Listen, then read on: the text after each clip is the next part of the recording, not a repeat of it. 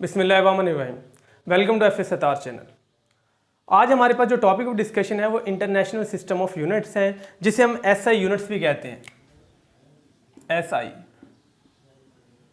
आपने अक्सर सुना होगा कि हम किसी भी क्वांटिटी का एसआई यूनिट लिखते हैं। मसलन फर्ज करें वर्क है, आप कहते हैं जॉल है, लेंथ है मीटर है, टाइम है सेकंड है, ठीक है कि नहीं। तो इस तरह करके हमने कुछ यूनिट डिफाइन किए हैं। इसका सबसे पहले ये समझ लें कि इसको ऐसा करने की ज़रूरत क्यों पड़ी। मसलन अगर हम थोड़ा सा इससे पहले देखें तो सबसे पहले आप ये कह लें कि मेजरिंग इंस्ट्रूमेंट नहीं आए थे, तो हर बंदा जब मेजरमेंट करता था, जैसे हमने अपने बड़ों से सुना हुआ है कि जब कोई तिजारत करनी होती तो हम उन्हें चीनी दे देते थे, उससे नमक ले लेते थे, नमक दे के गंदम ले, यानी इस तरह तिजारत करते थे। तब कोई डॉलर वगैरह का स्केल सेट नहीं हुआ था। उसके बाद इंसानों ने तरक्की करनी शुरू की। फिर जैसे हम मेजरमेंट करते थे, हम यहाँ पे मेजरमेंट और होती थी, फिर अगले इलाके में जाते और अगले इलाके में और, तो इस तरह हर इलाके की मेजरमेंट भी डिफरेंट थी। तो फिर साइंसदानों ने ये सोचा कि हम क्यों ना एक ऐसा स्केल डिफाइन कर दें कि आप जहाँ पे भी चले जाएं आपको मेजरमेंट सेम मिले। मसलन जब हम कहते हैं कि 1 फुट कपड़ा दें या 1 गज़ कपड़ा दें, सॉरी गज़ कह दिए, मीटर कपड़ा दें, तो आप 1 मीटर यहाँ पे मेजर कर लें, चाइना में कर लें, फ्रांस में कर लें, पाकिस्तान, इंडिया के किसी भी शहर में जाके 1 मीटर की लेंथ कभी भी चेंज नहीं होगी। तो ये हमारे पास होती है स्टैंडर्ड, यानी पूरी दुनिया में एक ही मीटर का स्टैंडर्ड चल रहा है। तो इस तरह करके हमें हर चीज़ के स्टैंडर्ड सेट करने पड़े, टाइम का अलहदा स्टैंडर्ड सेट करना पड़ा, इस करंट का अलहदा, हर चीज़ के स्टैंडर्ड बनाए। तो हमने फिर जो साइंसदान थे इन्होंने 1960 में मीटिंग की थी, 1960 फ्रांस के शहर पेरिस में, ठीक है कि नहीं। तो वहाँ पे जब मीटिंग हुई थी तो आप फ्रांस लिख सकते हैं, पेरिस लिख सकते हैं, फ्रांस और पेरिस। तो वहाँ पे मीटिंग हुई थी। उन्होंने ये किया था कि जो जितनी भी क्वांटिटीज हमारे पास उस वक्त पड़ी थी उन्होंने उनको 2 जगह डिवाइड कर दिए थे। कौन कौन सी? एक थी बेस क्वांटिटीज और दूसरी थी डिराइव्ड क्वांटिटीज। डिराइव्ड यानी इसके अलावा उन्होंने जो यूनिट्स बनाए थे, ये हमारे पास है यूनिट्स, तो उसके बेस क्वांटिटीज को जो यूनिट्स थे उनको हमने किसका नाम दिया था? Base units. और डिराइव्ड क्वांटिटीज के जो यूनिट थे उनको हमने नाम दिया था डिराइव्ड यूनिट्स। तो ये हमारे पास 2 वहाँ पे अभी मेन बने थे। उसके बाद थर्ड आएगा, वो हम लास्ट पे पढ़ते हैं। बेस यूनिट का मतलब क्या है? आप कहते थे unit of the base quantities, the unit of the base quantities, कि बेस क्वांटिटीज का जो यूनिट है उन्हें हम बेस यूनिट कहते हैं। और जो डिराइव्ड क्वांटिटीज के unit, units of derived quantities, simple units of derived quantities.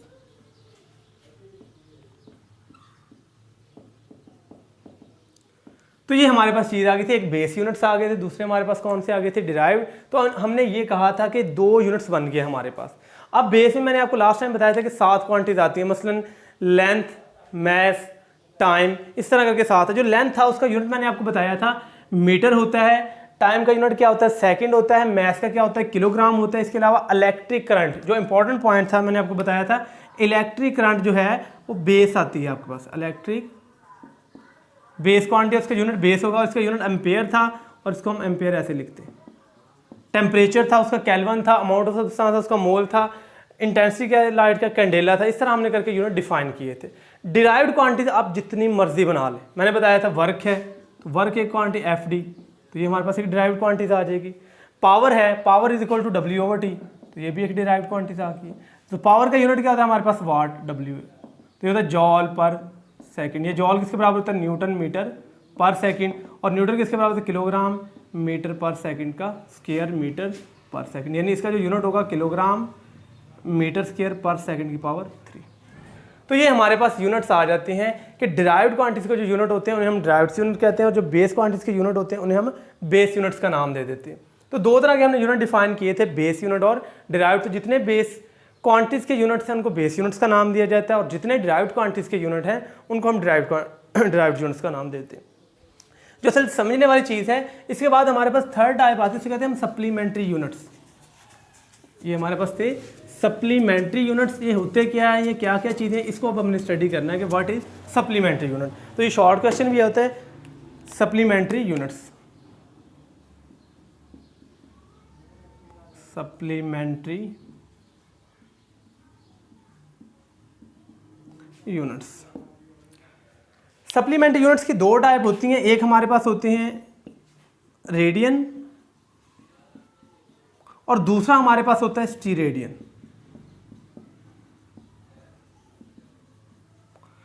तो इसको दो कहते हैं, एक रेडियन है दूसरा स्टेरेडियन। अब ये समझ लिया असल में ये है क्या, जितने भी ज्योमेट्रिकल, यानी ये है ज्योमेट्रिकल क्वांटिटीज के यूनिट, ज्योमेट्रिकल यूनिट्स, यानी कि ये ज्योमेट्री के यूनिट हैं, रेडियन स्टेरेडियन, यानी एंगल के रिलेटेड चीज़ें जाती हैं, फिर हम ज्योमेट्रिकल यूनिट्स कहते हैं। ये जो ज्योमेट्रिकल यूनिट्स है ऐसा ही जो इंटरनेशनल सिस्टम ऑफ यूनिट्स की जो मीटिंग थी उसमें ना तो इनको बेस में रखा गया था ना डिराइव में रखा, उन्होंने इसको डिवाइड नहीं किया था। बाद में हमने कहा था कि ऐसे यूनिट जो ना तो बेस में आते हैं ना डिराइव में आते हैं, उनके लिए हमने एक थर्ड कैटेगरी डिफाइन कर दी, वो हमारे पास थी सप्लीमेंट्री यूनिट्स। तो ये हमारे पास सप्लीमेंट्री यूनिट्स आ जाते हैं। ये दो हैं, एक रेडियन है दूसरा स्टेरेडियन है। पहले हम समझते हैं कि हमारे पास रेडियन क्या होता है, फिर हम इसको डिफाइन करेंगे, उसके बाद हम स्टेरेडियन को पढ़ेंगे। रेडियन,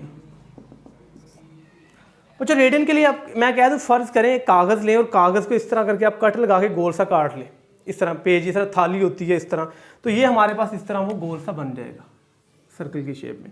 ये उसका सेंटर होगा, ये सेंटर से फासला कितना आ जाएगा, रेडियस आ जाएगा। अब अगर आप इसके ऊपर चलना, ये कागज़ जो है या ये हमारे पास जो इस तरह थाली सी है वो 2 डायमेंशनल है, तो हम ये कह देंगे एंगल 2। आप इसके ऊपर चलना शुरू कर दें यहाँ पे ऐसे करके, आप इसके ऊपर कितना चलें जितना इस सर्कल का रेडियस है, तो तब जाके जो सेंटर के साथ एंगल बनेगा वो 1 रेडियन का होगा। यानी हम ऐसे कैसे डिफाइन करेंगे, द एंगल बिटवीन 2 रेडियस, ये भी एक रेडियस है और ये भी, 2 रेडियस के दरमियान में एंगल, जब ये इसको हम कहते हैं आर्क लेंथ, ये हमारे पास है आर्क, कि जब आर्क लेंथ जो है वो रेडियस के बराबर चली जाए तो तब जो एंगल बनता है उसे हम 1 रेडियन का नाम देते हैं। यानी मैं कह दूं आपके पास एक सर्कल है, हम कहते हैं ये 2 मीटर इसका रेडियस है और आप आंखें बंद करके यहाँ पे 2 मीटर चल लें, तो जितना एंगल उस वक्त 2 मीटर बनाएगा वो 1 रेडियन का हमारे पास आएगा। यानी हम इसको कैसे डिफाइन करेंगे, the angle between 2 radii when the arc length becomes equal to the radius of the circle, that angle is called the 1 radian. तो हम कैसे डिफाइन करेंगे, the angle subtended, the angle subtended at the centre of the circle, at the centre of the circle between 2 radii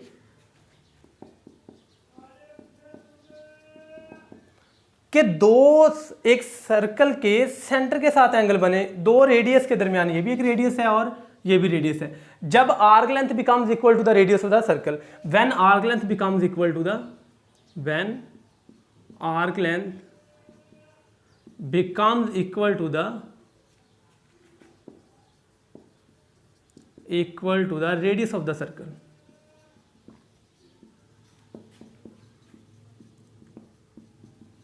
कि जब जो arc length है वो circle के रेडियस के बराबर हो जाए तो उसे हम कहते हैं कि जो एंगल बना है वो 1 रेडियन का बन गया हमारे पास। तो इसके लिए बच्चों का फार्मूला होता है, फार्मूला लिख लें कि L = r थीटा हमारे पास होता है। जब भी हमने एंगल रेडियन में निकालना तो L को R से डिवाइड कर दें। L यहाँ पे आर्क लेंथ है। अब गौर करें, जितनी आप आर्क लेंथ चूज करेंगे उसको रेडियस से डिवाइड करते जाएंगे तो आपको उतने रेडियन मिलते जाएंगे। मसलन यहाँ पे देखें आर्क लेंथ किसके बराबर चलेगी, रेडियस की, तो ये r के बराबर r/r कट जाएगा तो 1 आ जाएगा, तो 1 रेडियन आ गया। अगर मैं कहूँ कि आपके पास ये MCQ आएगा, how many radians in 1 circle, in 1 complete circle, कि एक पूरे सर्कल में, ये आप यहाँ से चलें ऐसे चलते जाएं चलते जाएं चलते जाएं, ये यहाँ तक आ गए, तो पूरे सर्कल के साथ में सेंटर के साथ कितने रेडियन बने हैं, उतने रेडियन को हमने फाइंड आउट करना है या देखना है कि वो कितने रेडियन है, ये हमने चीज़ निकालनी। अब अगर गौर करें, आप फासला इस पूरे के ऊपर ऐसे तय कर रहे हैं, तो अब जो आपने फासला तय किया है वो कितना है, जितना सर्कल का क्या है, सरकमफेरेंस है, तो अब L किसके बराबर चला जाएगा, 2πr। तो ये लिख लें कि हमारे पास एक कंप्लीट सर्कल के ऊपर जब चलेंगे तो फासला कितना तय होगा बच्चों, 2πr का तय होगा। तो अब हमारे पास हमने निकालने हैं रेडियन, तो हमारे पास 2πr को आप रेडियस से डिवाइड, तो ये बन जाएगा 2π रेडियन। इसका मतलब हमने यहाँ से एक चीज़ देखी है कि एक कंप्लीट सर्कल में 2π रेडियन मौजूद होते हैं। अगर आपको इसी तरह और MCQ आए, in semi circle, in semi circle, कि सेमी सर्कल में कितने रेडियन होते हैं, सेमी बच्चों कहते हैं आधे सर्कल को। अब पूरे सर्कल के हमारे पास कितने फासला है, 2πr, और आधे का यहाँ तक यानी हमने यहाँ तक कट करना है। पूरे सर्कल का है 2 पाई आर और आधे का कितना हो जाएगा, 2 से डिवाइड कर देंगे तो पाई आर रह जाएगा। यानी यह टोटल है 2 पाई आर, इसका आधा करेंगे तो पाई आर रह जाएगा। अब यहाँ पे आप थीटा निकाल लेंगे तो थीटा आएगा L over R, pi R over R, तो आर आर से कैंसिल तो पाई रेडियन आ जाए। तो हमने यहाँ से ये सीखा कि एक कंप्लीट सर्कल में 2 पाई रेडियन होते हैं और सेमी सर्कल में पाई रेडियन मौजूद होते हैं हमारे पास। और यही चीज़ हमने यहाँ पे कही है कि रेडियन होता है क्या है कि एक आर्क जो एंगल बनाती है कहाँ पे, सर्कल के सेंटर के साथ, जब वो किसके बराबर चली जाए, जितना सर्कल का क्या है रेडियस, उसे हम 1 रेडियन का नाम देते हैं। तो इसी चीज़ को मैं रिमूव कर रहा हूँ। यहाँ पे हम अभी रेडियन और डिग्री के बारे में रिलेशन थोड़ा सा स्टडी कर लें। हमने एक चीज़ सीख ली कि हमारे पास एक कंप्लीट सर्कल में 2 पाई रेडियन होते हैं और हमें यह भी पता है कि कंप्लीट सर्कल में 360 डिग्री होते हैं। तो बात हम कंप्लीट सर्कल की कर रहे हैं तो ये 360 डिग्री के बराबर आ जाएगा। इसका मतलब 2 पाई रेडियन एक कंप्लीट सर्कल में होते हैं और 360 डिग्री भी एक कंप्लीट सर्कल में होते हैं। तो 2 pi radian is equal to 360 degree. तो हमारे पास 1 रेडियन आ जाएगा 360 डिग्री ओवर 2 पाई। तो हमारे पास 1 रेडियन आ जाएगा 360 ओवर 2 मल्टीप्लाई बाय 3.14, तो 360 ओवर 6.28। तो जब बच्चों आप इसको डिवाइड करेंगे तो आपका जो आंसर आएगा वो 57.3 डिग्री आ जाएगा। तो यानी 1 radian is equal to 57.3 degree. अब एक चीज़ मैं आपको खुद करने को दे रहा हूँ कि आपने 1 डिग्री में रेडियन निकालने हैं। तो 1 डिग्री इधर आ जाएगा, 57.3 इधर आके हो जाएगा डिवाइड, तो 1 डिग्री इज इक्वल टू आप पास आएगा 1 रेडियन ओवर 57.3। तो ये आपने खुद सॉल्व करना है, 1 से डिवाइड करके इसका आंसर लिख लेना 57.3 का क्या आएगा। तो ये हमने सीखा कि हमारे पास रेडियन क्या होता है। अब ये चीज़ समझ लें, जो रेडियन का एंगल होता है ये 2 डायमेंशनल एंगल है। यानी वो जो सर्कल है वो सर्कल आपके पास बच्चों ऐसे सिर्फ गोल होता है, ऐसे, यानी एक्स में होगा या वाई, वो बाहर को नहीं निकला होता। फुटबॉल नहीं है, चूड़ी जो होती है 2D होती है, वो ऐसे एक्स और वाई।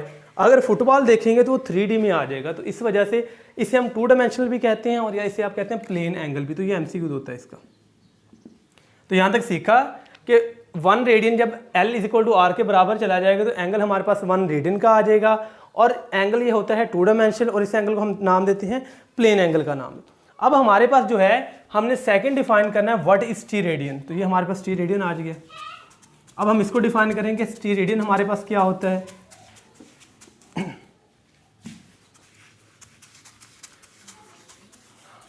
आप जो एग्जाम्पल एक फुटबॉल है, सपोज करें ये मैंने फुटबॉल सपोज करो, हमने कहा है कि स्टे रेडियन हमने डिफाइन करना है, स्टे रेडियन। हम यहाँ पे एग्जाम्पल सपोज करते हैं एक फुटबॉल की है। ये हमारे पास एक फुटबॉल होता है 3 डायमेंशन, यानी कि ये हमारे पास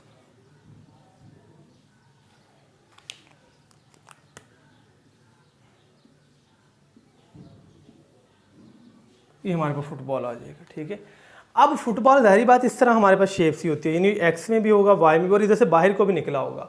तो हम कहते हैं ये सर्कल का इसका सेंटर है, सपोज करें ये इसका सेंटर है। सेंटर से इसका जाहिर बात है कोई ना कोई रेडियस होगा। हम कहते हैं सपोज करें जी इसका रेडियस है, आपको पता चला जी इसका रेडियस R है, हमने कह दिया जी रेडियस R है। यानी एक फुटबॉल है, फुटबॉल किस में होता है 3 डायमेंशनल में। इस एंगल को हम कहते हैं सॉलिड एंगल, 3 डायमेंशनल के एंगल को हम कहते हैं सॉलिड एंगल, ये स्टे रेडियन एंगल होता है। अब हमारे पास ये है कि ये फुटबॉल का रेडियस है, हम कहते हैं रेडियस R है। आप आंखें बंद करके R को R से मल्टीप्लाई कर दें तो हमारे पास जो वैल्यू आएगी वो R का स्क्वायर आएगी। मसलन मैं कह दूं फुटबॉल है जिसका रेडियस है 3 मीटर, आप 3 को 3 से मल्टीप्लाई करेंगे तो क्या बन जाएगा 3 मल्टीप्लाई बाई 3 9। तो आप कहेंगे ये तो 9 आ गए। मैंने कहा ठीक है, आपने 9 का इसके ऊपर सर्कल ड्रा करना है, यानी कि 9 एरिया का ड्रा कर देना इसके ऊपर सर्कल ऐसे करके। ये जो मैंने रेड पोर्शन किया है ना, इसको मैं यहाँ पे ये रेड जो पोर्शन है इसका एरिया कितना है, इसका एरिया है रेडियस का स्क्वायर। सिर्फ पहले आपने देखना है फुटबॉल कितने का है, उसका रेडियस R है, आपने R का स्क्वायर कर लेना है। तो ये R का स्क्वायर बने उतने का आपने इसके ऊपर कट लगा देना है इस तरह गोल करके। अब अगर इस कट लगाएंगे तो ये यहाँ पे सेंटर के साथ कोई ना कोई एंगल बनाएगा, ये ऐसे करके। इसको यहाँ पे ड्रा कर लें। तो इसको अगर मैं यहाँ पे ड्रा करूँ तो मेरे पास ऐसे बनेगा। फ़र्ज़ करें इसका रेडियस आर का है, आपने इसके ऊपर कितने की कट लगाना है, आर के स्क्वायर का, और ये जो सेंटर के साथ एंगल बनाएगा इस एंगल को हम कहते हैं 1 स्टेरेडियन, 1 SR। कैसे डिफाइन करेंगे बच्चों, यानी आपने कहना है फ़र्ज़ करें जी इसका रेडियस है 3 का स्क्वायर कितना बनेगा, आपने कहना इसके ऊपर 9 का सर्कल ड्रा कर दें, यानी जिसका ऐसा सर्कल ड्रा करना है जिसका एरिया रेडियस का स्क्वायर होगा। तो जो सेंटर के साथ एंगल बनाएगा उसे हम 1 स्टेरेडियन कहते हैं। तो हम यहाँ पे डिफाइन करेंगे the angle subtended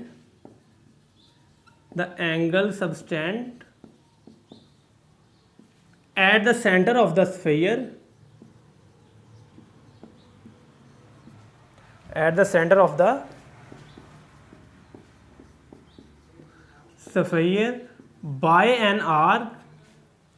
by an area that is equal to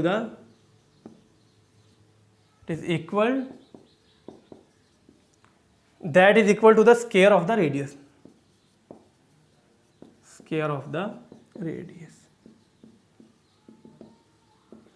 कि इसके जो है ऊपर यहाँ पे जो एरिया है ये एरिया कितने होगा रेडियस का स्क्वायर होगा।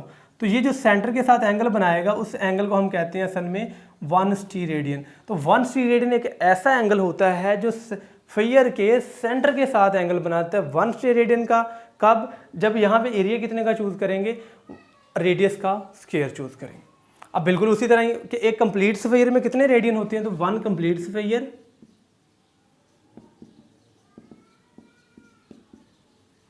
1 कंप्लीट स्फीयर में बच्चों 4 पाई स्टेरेडियन होते हैं, SR। तो ये आप लोगों ने एमसीक्यू के लिए चीज़ याद रखनी कि एक कंप्लीट सर्कल में 2 पाई रेडियन होते हैं और एक कंप्लीट स्फीयर में 4 पाई स्टेरेडियन होते हैं। तो यहाँ तक आज हमने सीखा। हमने पहले बेस और ड्राइव्ड पढ़ लिए थे, इस वजह से मैंने यहाँ वहाँ पे ज़्यादा फोकस नहीं किया। एक और बच्चों बात, जो मैंने यहाँ पे यूनिट लिखा था पावर वाट जॉल पर सेकंड, न्यूटन मीटर पर सेकंड, उसको आपने याद नहीं करना। ये आप जैसे जैसे आगे पढ़ते जाएंगे आपको चीज़ें खुद याद होंगी, या आपने याद नहीं करनी। हाँ, यहाँ पे शॉर्ट क्वेश्चन है कि differentiate between radian and steradian. या तो आपको रेडियन का डिफाइन करना पड़ता है या स्टेरेडियन। रेडियन 2 डायमेंशनल है, स्टेरेडियन 3 डायमेंशनल है। रेडियन को प्लेन एंगल कहते हैं, स्टेरेडियन को आप सॉलिड एंगल कहते हैं। तो ये हमारे पास चीज़ें आ जाती हैं। तो बच्चों अगर इसमें से कोई कन्फ्यूजन है तो आप कमेंट कर दें, इंशाल्लाह ताला आपको इसका आंसर प्रॉपर वे में प्रोवाइड कर दिया जाएगा। तब तक के लिए